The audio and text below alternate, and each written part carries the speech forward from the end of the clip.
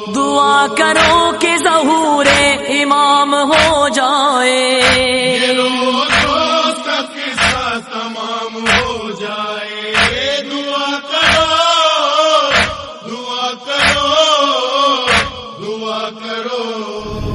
اعوذ باللہ من الشیطان الرجیم، بسم اللہ الرحمن الرحیم، الحمد للہ رب العالمین، الصلاة والسلام علی سید الانبیاء والمرسلین وعلی خاتم النبیین سیدنا و مولانا ابی القاسم محمد وعلی آلہ الطیبین الطاہرین المعصومین ولعنۃ الدائمۃ علی اعدائہم اجمعین۔ اما بعد فقد قال اللہ تبارک و تعالی فی کتابہ المجید والفرقانہ الحمید، بسم اللہ الرحمن الرحیم، وَلَقَدْ كَتَبْنَا فِي الزُّبُورِ مِن بَعْدِ الذِّكْرِ أَنَّ الْأَرْضَ يَرِثُهَا عِبَادِيَ الصَّالِحُونَ۔ ہماری آج کی گفتگو کا عنوان ہے مہدویت در قرآن۔ قرآن نے مہدویت کے بارے میں کیا کہا ہے؟ اس سے پہلے کہ ہم مہدویت کے متعلق کچھ آیات کو بیان کریں، یہ بیان کرنا ضروری ہے کہ قرآن اگر کسی ہستی کا تعارف کرواتا ہے تو وہ کیسے تعارف کرواتا ہے، اگر کسی کا ذکر کرتا ہے تو وہ کس انداز میں کرتا ہے۔ قرآن کا تعارف معمولاً دو انداز میں ہوتا ہے۔ کبھی قرآن کسی شخص کا نام لے کر اس کا تعارف کرواتا ہے، اور کبھی اس کی صفات کو بیان کرتا ہے، اور اس کی بہت سی مثالیں قرآن میں موجود ہیں۔ نمونے کے طور پر ایک آیت آپ کی خدمت میں عرض کرتا ہوں کہ جس میں ایک ہی آیت میں دونوں انداز کا تعارف کیا گیا ہے، جن میں سے مثال کے طور پر ایک آیت محمد الرسول اللہ یعنی پیغمبر ختم مرتبت کا تعارف ان کا نام لے کے کروا رہا ہے، پیغمبر کا نام لیا جا رہا ہے، لیکن والذین معہ اشداء علی الکفار، کہ جو پیغمبر کے ہمراہی ہیں، جو پیغمبر کے ساتھی ہیں، جو پیغمبر کے اصحاب ہیں، ان کا تعارف، ان کا نام نہیں لیا جا رہا بلکہ ان کی صفات کو بیان کیا جا رہا ہے۔ جیسے کہ قرآن کہتا ہے کہ یہ کفار کے لیے شدید ہیں لیکن رحماء بینہم، اپنے درمیان مومنین کے لیے یہ بہت رحیم ہیں، کریم ہیں، مہربان ہیں۔ بس پیغمبر کا جب تعارف کرواتا ہے تو ان کا نام لیتا ہے، لیکن جب اصحاب کا ذکر کرتا ہے تو نام نہیں لیتا بلکہ ان کی صفات اور خصوصیات کو بیان کرتا ہے، کہ اسی آیت میں آگے چل کے مزید ان کی صفات کو بیان کیا جا رہا ہے، جیسے کہ تراہم رکعا سجدا، کہ وہ تم انہیں دیکھتے ہو رکوع کی حالت میں، سجدے کی حالت میں، اور اثر سجود ان کے چہروں پر عیاں ہے، یعنی کہیں بھی ان کا ذکر، ان کا نام نہیں لیا گیا بلکہ ان کی صفات کو بیان کیا گیا ہے۔ اسی طرح جب امام زمانہ علیہ الصلاۃ والسلام کا تعارف اس قرآن میں کیا جاتا ہے تو کہیں بھی امام کا نام نہیں لیا گیا۔ امام کا جب بھی ذکر آیا تو کچھ خصوصیات بیان ہوئی ہیں، کچھ صفات بیان ہوئی ہیں، یعنی آیات جو مہدویت سے مربوط ہیں ان میں کسی میں بھی حضرت کا نام ذکر نہیں کیا گیا، لیکن جو صفات بیان ہوئی ہیں ان سے یہ واضح ہوتا ہے کہ یہاں امام زمانہ کا ذکر مقصود ہے، یا ان کے بارے میں یہاں بات کی گئی ہے۔ بس امام زمانہ علیہ الصلاۃ والسلام کا نام قرآن میں نہیں لیا گیا۔ اب اس سوال کا جواب دیتے ہیں کہ کیوں امام کا نام قرآن میں نہیں لیا گیا۔ اس کی ایک وجہ تو یہی کہ عرض کیا آپ کی خدمت میں کہ قرآن جب بھی تعارف کرواتا ہے تو اس کی دو صورتیں ہیں، یعنی کبھی نام لیتا ہے اور کبھی صفات کے ساتھ، کہ امام کا ذکر صفات کے ساتھ بیان کیا گیا ہے۔ اس کی دوسری وجہ جو قرآن بسا اوقات صفات کو ذکر کرتا ہے اور نام نہیں لیتا، اس کی ایک بڑی وجہ یہ ہے کہ اگر نام لیا جائے تو اسے تحریف کا خطرہ پیدا ہوتا ہے، یعنی اگر نام لیا جائے بسا اوقات تو اس میں قرآن کی تحریف کا خطرہ پیدا ہوتا ہے۔ یا ممکن ہے بعض لوگ یہ عرض کریں کہ جب خدا نے، قرآن نے خود اس کی حفاظت کا ذمہ لیا ہے اور کہا ہے کہ قرآن ہر قسم کی تحریفات سے محفوظ رہے گا، کہ جیسے خود قرآن بیان کرتا ہے اِنَّا نَحْنُ نَزَّلْنَا الذِّكْرَ وَإِنَّا لَهُ لَحَافِظُونَ، کہ ہم نے اس قرآن کو نازل کیا اور ہم ہی اس کی حفاظت کریں گے۔ تو یہ کیوں کر ممکن ہے کہ خدا حفاظت کا ذمہ بھی لے اور تحریف کا خطرہ بھی رہے؟ تو اس کا جواب یہ ہے کہ خدا نے جو تحریف سے بچانے کا اور اس کی حفاظت کا جو وعدہ کیا ہے تو خدا کی بھی روش ہے، خدا کے بھی یعنی ایک سنت ہے کہ کس طرح سے وہ اس کو تحریف سے بچاتا ہے۔ اس روش یا اس سنت کا ایک طریقہ یہی ہے کہ قرآن بعض افراد کا نام نہیں لیتا کہ اگر نام لیتا تو وہاں تحریف کا خطرہ پیدا ہو جاتا۔ بہرحال یہ قرآن کی ایک روش ہے اس کو تحریف سے بچانے کی۔ اس کی تیسری وجہ کہ امام کا نام کیوں نہیں لیا گیا وہ یہ ہے کہ قرآن کی ایک اور روش ہے کہ عام طور پر قرآن کلیات کو بیان کرتا ہے، جزیات میں وارد نہیں ہوتا۔ جیسے کہ واضح آپ لوگوں کے لیے مثلا نماز کا حکم قرآن میں آیا ہے، حج کا حکم قرآن میں آیا ہے، لیکن یہ نماز کیسے پڑھنی ہے، حج کے مسائل کیا ہیں، نماز کہ کتنی رکعات ہیں، ان کے کیا کیا مسائل ہیں، اس کا ذکر قرآن میں کہیں بھی نہیں آیا۔ بس قرآن کی ایک روش ہے کہ کلیات کو بیان کرتا ہے اور جزیات کو بیان نہیں کرتا، اور جزیات پیغمبر کے ذمے ہے یا معصومین کے ذمے یہ خود ایک قرآن نے لگایا ہے۔ جیسے کہ آیہ مجیدہ ہے وَأَنزَلْنَا إِلَيْكَ الذِّكْرَ لِتُبَيِّنَ لِلنَّاسِ کہ ہم نے پیغمبر سے مخاطب ہو کے کہتا ہے قرآن کہ ہم نے اس قرآن کو تمہارے لیے نازل کیا تاکہ تم اس کو لوگوں کے لیے بیان کرو۔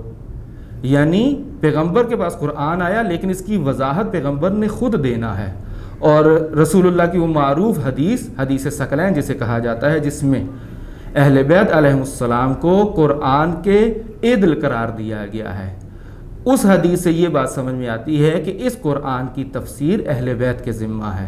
پس قرآن جو کلیات کو جو بیان کرتا ہے تو جزیات کا ذکر وہ ائمہ معصومین کے ذمے یا پیغمبر ختمی مرتبہ صلی اللہ علیہ وآلہ وسلم کے ذمے لگایا گیا ہے۔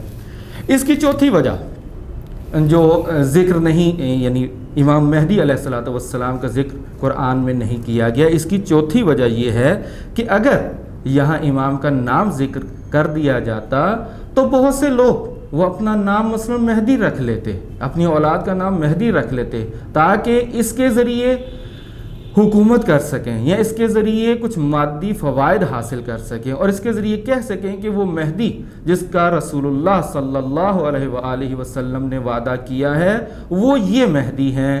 جیسا کہ اس کے نمونے دنیا میں بہت موجود ہیں کہ بہت سے لوگوں نے بالآخر مہدی کا نام بھی رکھا، جیسے کہ معروف ترین شخصیت کہ جس کا نام اس وجہ سے مہدی رکھا گیا وہ منصور دوانگی کا بیٹا ہے۔ خود منصور دوانگی نے اپنے بیٹے کا نام مہدی رکھا تھا، جو اس کے بعد میں خلیفہ بھی بنا مہدی عباسی کے نام سے، کہ اس کا نام بھی محمد رکھا گیا پیغمبر کے نام پہ، یعنی چونکہ حدیث میں موجود تھا کہ اس کا نام یعنی وہ جو مہدی آئیں گے اس کا نام پیغمبر کے نام پہ ہوگا، اسی وجہ سے اس کا نام محمد رکھا گیا، اور اس کا لقب بھی مہدی اس وجہ سے رکھا گیا تاکہ لوگوں کو یہ باور کرا سکیں کہ یہی وہ مہدی ہیں، اور عباسی یہ ایسا نام لے کے ایسی سازش لے کے بھی اس حکومت میں آئے تھے۔ منصور نے اپنی مقبولیت کے لیے اپنی کامیابی کے لیے اپنے بیٹے کا نام محمد رکھا، لقب مہدی رکھا تاکہ لوگ یہی سمجھیں کہ یہ وہی مہدی ہیں۔ بہرحال یہ چار وجوہات ہیں کہ جن کی بنا پہ قرآن نے نام ذکر کرنے سے پرہیز کیا ہے اور صفات بیان کی ہیں۔ اب صفات کوئی بھی نہیں اپنا سکتا، جیسے وہ اصحاب کی صفات تھی کہ رحماء ہیں، اپنے درمیان رحماء ہیں اور دشمن کے لیے کفار کے لیے سخت ہیں، یا ان کی پیشانیاں سجدوں کے نشان ہیں ان کی پیشانیوں پہ، بس یہ صفات کوئی نہیں اپنا سکتا، اور یہ بہترین تعارف کا ایک طریقہ ہے کہ اس انداز میں تعارف کروائیں کہ کوئی دوسرا اس میں تحریف نہ کر سکے، نہ لفظ بدل سکے اور نہ اس کے معنی میں تحریف کر سکے۔ البتہ قرآن میں جو آیات بیان کی گئی ہیں جو مہدویت سے مربوط ہیں یہ مختلف انداز میں بیان ہوئی ہیں یا مختلف چیزوں کو اس میں بیان کیا گیا ہے، یعنی اس میں غیبت کے دوران جو حالات پیش آئیں گے کبھی ان کا ذکر کیا گیا ہے، کبھی اس حکومت عدل کا ذکر کیا گیا ہے، کبھی ان اصحاب کی یا ساتھیوں کی علامات کو ذکر کیا گیا ہے، اور مختلف طرح یعنی جو چیزیں پیش آئیں گی مختلف چیزوں کو قرآن نے ذکر کیا ہے، اور متعدد آیات قرآن میں مہدویت سے متعلق ہیں۔ ایک اور چیز آپ کی خدمت میں عرض کروں کہ قرآن میں جو امام سے متعلق آیات ہیں یہ دو طرح سے ہیں۔ کچھ آیات جن کو ہم تفسیری کہہ سکتے ہیں اور کچھ آیات تعویلی ہیں، یعنی اگر بعض آیات ایسی ہیں کہ ان کی تفسیر یہ ہے کہ یہ امام مہدی علیہ الصلوۃ والسلام سے مربوط ہیں، لیکن بعض آیات کے اکثر آیات ایسی ہیں کہ جو ہمیں ظاہر سے سمجھ نہیں آتی کہ یہ امام سے متعلق ہیں، لیکن کسی معصوم کی روایت ہے اس آیت کے ذیل میں جس سے یہ سمجھ آتا ہے کہ یہاں مراد مہدویت ہے، امام سے مربوط کوئی نقطہ اس آیت میں بیان ہوا ہے۔ محققین نے جو کل تعداد جو بیان کی ہے وہ تقریباً 265 تک آیات کو ذکر کیا گیا ہے، یعنی تفسیری اور تعویلی آیات کو ملا کے 265 تک آیات کو بعض محققین نے کہا ہے کہ یہ کسی نہ کسی طرح مہدویت کے ساتھ مربوط ہیں۔ بہرحال ہم تمام آیات تو یہاں بیان نہیں کر سکتے، صرف چند آیات کو نمونے کے طور پہ ان کا تذکرہ ہم یہاں پہ کریں گے آپ کی خدمت میں۔ سب سے پہلی آیت جو آپ کی خدمت میں عرض کروں یہ سورہ نور کی آیت نمبر 55 ہے، جس میں قرآن کہتا ہے وعد اللہ الذین آمنوا منکم وعملوا الصالحات لیستخلفنہم فی الارض کما استخلف الذین من قبلہم ولیمکنن لہم دینہم الذی ارتضی لہم ولیبدلنہم من بعد خوفہم امنا یعبدوننی لا یشرکون بی شیئا ومن کفر بعد ذلک فاولئک هم الفاسقون۔ اس آیہ مجیدہ میں سب سے پہلے آیت کا آغاز ہو رہا ہے وعدہ الہی کے ساتھ کہ خدا اس میں وعدہ دے رہا ہے۔ کن کو وعدہ دے رہا ہے؟ کن کے ساتھ وعدہ کر رہا ہے؟ الذین آمنوا منکم، تم میں سے جو مومن ہیں، اور وعملوا الصالحات، اور نیک اعمال انجام دیتے ہیں، صالح اعمال انجام دیتے ہیں۔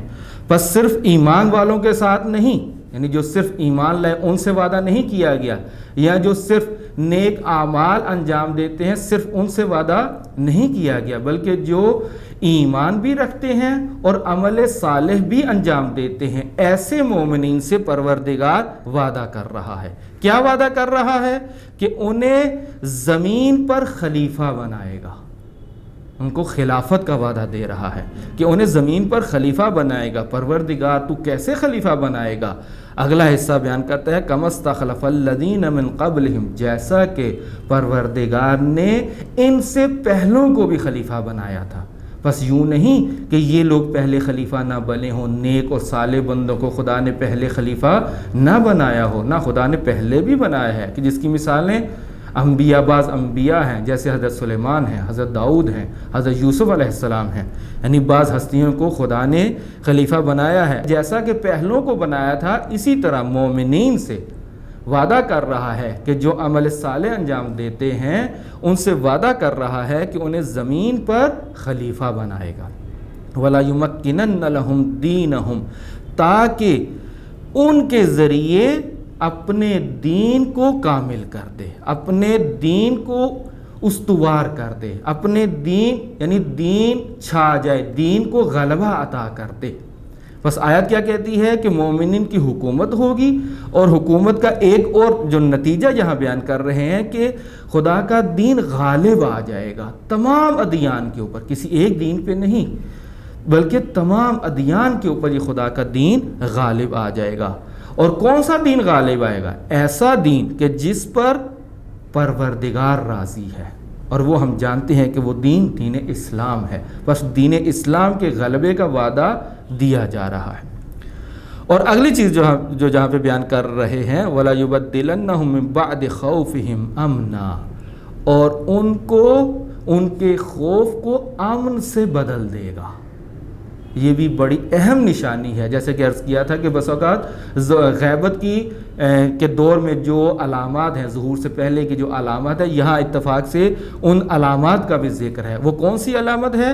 کہ جب یہ ظہور ہوگا یا جب یہ حکومت بنے گی، اس سے پہلے خوف ہوگا، مومنین خوف کی حالت میں ہوں گے، دنیا میں خوف چھایا ہوا ہوگا، اور اس خوف کے بعد پروردگار ان کو امنیت عطا کرے گا۔ اس کا نتیجہ کیا ہوگا کہ جب یہ حکومت بنے گی مومنین کی، اور ایسا دین جس پہ خدا راضی ہے وہ غالب آ جائے گا، اور یہ سارا کچھ خوف کے بعد ہوگا، اور امنیت کامل جب دنیا پہ رائج ہو جائے گی تو ہوگا کیا؟ یعبدوننی، کہ وہ میری عبادت کریں گے. یعنی جب یہ حکومت جب بنے گی تو ہوگا کیا؟ ہوگا یہ کہ خدا کی عبادت کی جائے گی. کیسی عبادت؟ لا یشرکون بی شیئا، ایسی عبادت کہ جس میں کسی بھی قسم کا شرک نہیں پایا جاتا ہوگا. یہ بڑا اہم نقطہ ہے کہ عبادت تو بہت دفعہ کی گئی ہے، دنیا میں عبادت ہوتی ہے، لیکن ایسی عبادت جو شرک کے ساتھ مخلوط ہوتی ہے. لیکن جہاں یہ جو حکومت بنے گی، اس حکومت کا ایک اثر یہ ہوگا کہ خدا کی ایسی عبادت ہوگی کہ اس میں کسی بھی قسم کا شرک کا شائبہ نہیں ہوگا. ہر قسم کے شرک سے یہ زمین پاک ہو جائے گی. اور اس کے بعد ایک کسی حد تک ہم کہہ سکتے ہیں کہ جو لوگ اس حکومت کے سائے میں نہیں آئیں گے ان کے لیے تحدید ہے، ان کو ایک دھمکی دی جا رہی ہے. کیا؟ وَمَنْ كَفَرَ بَعْدَ ذَلِكَ، اور جو اس کے بعد کفر اختیار کرے گا فَأُولَئِكَ هُمُ الْفَاسِقُونَ، وہ فاسق ہیں، ان میں کوئی گنجائش نہیں ہے، وہ فاسق ہیں. یعنی ایسی حکومت کے آ جانے کے بعد بھی اگر کوئی انکار کرتا ہے تو وہ بلا شبہ وہ فاسق ہیں. بس یہ آیہ مجیدہ جس میں واضح ہے کہ میں نے اس انداز میں بیان کیا ہے کہ یہ اندازہ ہو جائے گا کہ اس میں یہ صرف امام مہدی علیہ السلام، وہ جو آخری حکومت ہے، وہ جو جہانی حکومت ہے، وہ جو عادل حکومت ہے، یہ مکمل طور پہ اسی حکومت کی طرف اس میں اشارہ کیا جا رہا ہے. اور عظیم مفسر قرآن علامہ طباطبائی وہ بیان کرتے ہیں کہ یہ آیت، اس آیت کا مصداق صرف وہ آخری حکومت ہے، صرف وہ مہدوی حکومت ہے. یعنی ایسی حکومت نہ آج تک متحقق ہوئی ہے اور نہ ظہور سے پہلے ممکن ہے. اور علامہ طباطبائی یہی بیان کرتے ہیں کہ یہ اس سے پہلے ممکن نہیں ہے. یعنی خالصتاً یہ آیت صرف مہدویت کے ساتھ قابل تطبیق ہے.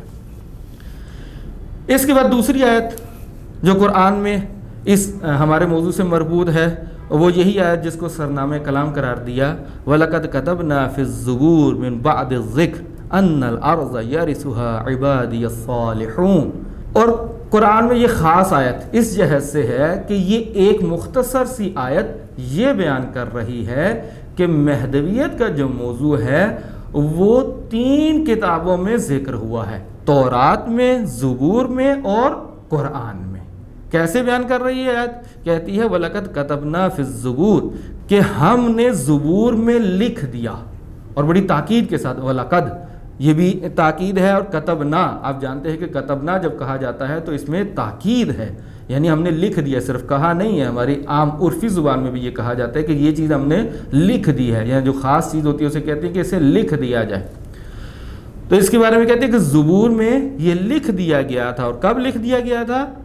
من بعد ذکر، ذکر سے مراد اکثر علماء نے جو یہاں کہا ہے وہ تورات کو کہا ہے، یعنی تورات کے بعد. یعنی یہ چیز لکھ دی گئی ہے زبور میں تورات کے بعد. اور یہ آیت کس میں ہے؟ یہ آیت قرآن مجید میں ہے. اس کا کیا مطلب ہوا؟ یعنی یہ آیت بیان کر رہی ہے کہ یہ جو مطلب یہاں ذکر ہو رہا ہے یہ تورات میں بھی ہے، زبور میں بھی ہے اور قرآن میں بھی ہے. وہ ذکر کیا ہے؟ وہ ذکر یہ ہے، یعنی کیا چیز بیان کی جا رہی ہے؟ ان الارض یرثها عبادی الصالحون، کہ یہ جو زمین ہے یہ میرے صالح بندے ارث میں پائیں گے. یعنی صالح خدا کہہ رہا ہے کہ میرے صالح بندوں کو، میرے نیک بندوں کو، شائستہ افراد کو یہ زمین ارث میں ملے گی، وراثت میں ملے گی. اور جس چیز کا یہاں ذکر ضروری معلوم ہوتا ہے کہ ان الارض، ارض کے اوپر الف لام، یہاں الف لام یعنی ارض بغیر کسی قید و شرط کے، یعنی زمین پہ کوئی قید نہیں ہے، یعنی زمین کا کوئی ٹکڑا مراد نہیں ہے، بلکہ تمام ارض یعنی پوری زمین صالح بندوں کو وراثت میں ملے گی. بس جب ہم یہ دیکھتے ہیں کہ پوری زمین صالح بندوں کو وراثت میں ملے گی، صالح بندوں سے کیا سمجھ آ رہا ہے؟ یعنی کس کو اس میں ملے گی؟ ایک تو وہ بندے ہوں گے، خدا کے عبد ہوں گے، عابد ہوں گے، عبد ہوں گے پروردگار کے، بس عبد ہوں گے. اور دوسری چیز کیا؟ صالح ہوں گے. صالح یعنی صلاحیت رکھتے ہوں گے، جن کے اندر شائستگی موجود ہوگی، جن کے اندر صلاحیت موجود ہوگی. کہ وہ زمین پر وارث بنے۔ صلاحیت کس چیز کی صلاحیت؟ دو چیزیں، صلاحیت دو چیزیں سے ہے۔ ایک تو وہ صلاحیت رکھتے ہوں گے علم کے اندر، اور دوسری صلاحیت ہوگی ان کی عمل کے اندر، یعنی عمل بھی کرتے ہوں گے اور علم بھی رکھتے ہوں گے۔ ان کے اندر صلاحیت علمی بھی ہوگی، جس کو ہم کہہ سکتے ہیں مدیریت یا مینجمنٹ، یعنی اس دنیا کو ادارہ کر سکتے ہوں گے، اس دنیا کو چلا سکتے ہوں گے، اور عمل بھی ان کا شائستہ ہوگا، عمل بھی ان کا صالح ہوگا۔ بس ان صالح افراد کو خدا یہ کہہ رہا ہے ان کے بارے میں بڑی تاکید کے ساتھ کہ لکھ دیا گیا ہے کہ میرے صالح بندوں کو یہ زمین وراثت میں ملے گی، اور کہا ان الارض، یعنی ساری کی ساری زمین۔ جب ہم یہ ساری کی ساری زمین خدا کے نیک بندوں کو یہ جب وراثت میں ملے گی تو اس سے یہ سمجھ میں آتا ہے کہ یہ مہدویت ہی کے ساتھ مربوط ہے، کہ ایسا کبھی نہیں ہوا۔ تاریخ میں اسلامی حکومتیں بنی ہیں، جیسے کہ حضرت سلیمان کی حکومت تاریخی حکومت ہے، خود رسول اللہ کی حکومت تاریخی حکومت ہے، لیکن کبھی بھی خدا کے صالح بندوں کو پوری زمین پر حکومت نہیں ملی، اور پوری زمین پر حکومت کب ملے گی؟ ظہور کے بعد۔ بس یہ یہاں سے ہم یہ نتیجہ لیتے ہیں کہ یہ آیت بھی مہدویت کے ساتھ مربوط ہے۔ اگلی آیت، تیسری آیت جو میں آج کی گفتگو میں عرض کرنا چاہوں گا، وہ اگلی آیت یہ ہے وَنُرِيدُ أَن نَّمُنَّ عَلَى الَّذِينَ اسْتُضْعِفُوا فِي الْأَرْضِ وَنَجْعَلَهُمْ أَئِمَّةً وَنَجْعَلَهُمُ الْوَارِثِينَ۔ یہ آیت سورہ قصص آیا 5 ہے۔ یعنی اس میں کیا ہے؟ اس میں بڑی تاکید ہے۔ اچھا، اتفاق سے جب بھی مہدویت کا ذکر ہوتا ہے قرآن میں تو بڑی تاکید کے ساتھ، سمپل سادے انداز میں اس کو بیان نہیں کیا جاتا، بلکہ تاکید کے ساتھ۔ اب بھی دیکھیں وَنُرِيدُ، ہم نے ارادہ کیا ہے، یعنی خدا کا ارادہ۔ جب بھی خدا کسی تاکید کے مقام پہ ہوتا ہے تو کہتا ہے کہ ہم نے ارادہ کیا ہے۔ بس خدا یہاں کیا کہتا ہے؟ وَنُرِيدُ، ہم نے ارادہ کیا ہے کہ أَن نَّمُنَّ عَلَى الَّذِينَ اسْتُضْعِفُوا، کہ ہم احسان کریں گے، ہم احسان کریں گے۔ کن پہ احسان کریں گے؟ الَّذِينَ اسْتُضْعِفُوا فِي الْأَرْضِ، جن کو زمین پر کمزور کر دیا گیا ہے۔ بس کچھ ایسے لوگ ہیں جو کمزور یا ضعیف نہیں ہیں، لیکن زمین پر انہیں کمزور کر دیا گیا ہے۔ بس کمزور نہیں تھے، ان کو کمزور کر دیا گیا ہے، ضعیف کر دیا گیا ہے۔ ان کے اوپر خدا کہتا ہے ہم نے ارادہ کیا ہے کہ ان کے اوپر ہم احسان کریں گے۔ کیا احسان کریں گے؟ کیا کریں گے ان کے ساتھ؟ وَنَجْعَلَهُمْ أَئِمَّةً، ہم انہیں امام قرار دیں گے۔ وَنَجْعَلَهُمُ الْوَارِثِينَ، اور انہیں ہم وارث قرار دیں گے۔ یہ دیکھیں آیات میں اس کو وراثت کے ساتھ، پچھلی آیت میں بھی وراثت کے ساتھ اور یہاں بھی وراثت کے ساتھ اس کو ذکر کیا گیا ہے کہ ہم انہیں وارث قرار دیں گے اور ہم انہیں امام قرار دیں گے۔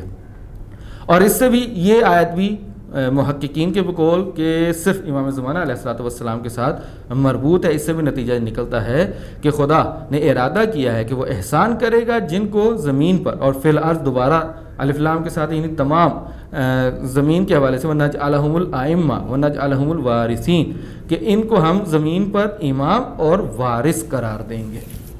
چوتھی اور آخری آیت کہ جو آج کی اس گفتگو میں بیان کرنا چاہوں گا وہ بھی ایک معروف آیت ہے، آپ لوگوں کی سنی ہوئی، جس میں قرآن اس طرح سے بیان کر رہا ہے بقیت اللہ خیر لکم ان کنتم مؤمنین، خدا کا ذخیرہ ہی تمہارے لیے بہترین ہے اگر تم مومن ہو۔ خدا کا ذخیرہ ہی تمہارے لیے بہترین ہے اگر تم مومن ہو۔ اگر مومن نہیں تو پھر تمہارے لیے بہترین نہیں ہے، بلکہ تمہارے لیے برعکس بھی ہو سکتا ہے۔ اگر تم ظالمین میں سے ہو تو اسی سے ہم یہ نتیجہ نکالتے ہیں کہ اگر تم ظالمین میں سے ہو تو یہ بقیت اللہ، یہ جو خدا کا ذخیرہ ہے، یہ شاید تمہارے لیے نقصان دہ ہو، بس مومنین کے لیے بہترین ہے، بہترین۔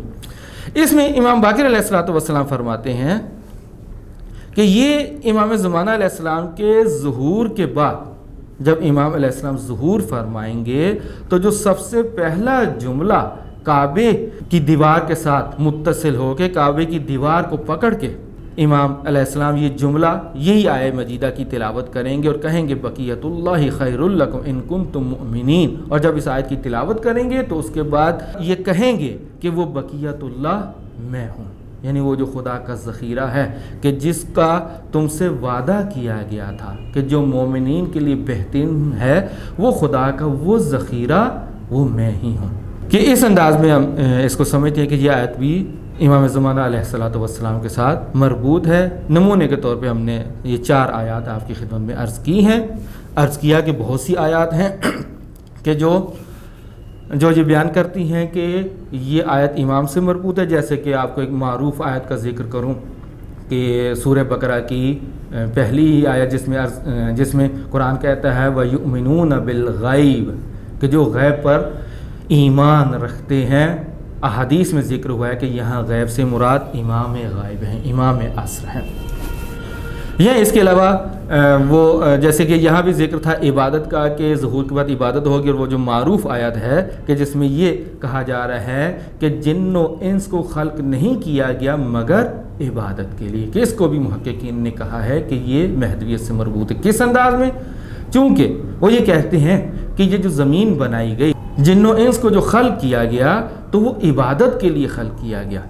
محققین مفسرین یہ کہتے ہیں کہ آج تک ایسا نہیں ہوا کہ ہم یہ کہہ سکیں کہ جن و انس کی خلقت اپنے ہدف تک پہنچ چکی ہے، یعنی ایسا نہیں ہوا کہ ہم یہ کہیں کہ جن و انس کی اکثریت وہ خدا کی عبادت کر رہی ہے۔ ہم کم از کم یہ کہیں کہ اکثریت خدا کی عبادت کرے تو ہم یہ کہیں کہ جی مقصد پورا ہو گیا ہے۔ بس ابھی تک ایسا نہیں ہوا کہ یہ ہدف خلقت پورا ہو سکے جو اس آیت میں بیان ہوا ہے کہ جن و انس کو خلق نہیں کیا گیا مگر عبادت کے لیے۔ اور وہ آیت جو آپ کی خدمت میں عرض کی تھی اس میں بھی یہ کہا گیا تھا کہ جب یہ با ایمان حکومت بنے گی تو اب خدا کی عبادت ہوگی، اور یہ آیت بھی کہتی ہے کہ جن و انس کو خلق نہیں کیا گیا مگر عبادت کے لیے۔ پس یہ آیت بھی ہمیں یہ بتاتی ہے کہ ابھی تک یہ آیت انتظار میں ہے، ابھی تک یہ آیت متحقق نہیں ہوئی، اور یہ کب متحقق ہوگی کہ جب امام کا ظہور ہوگا اور لوگ واقعاً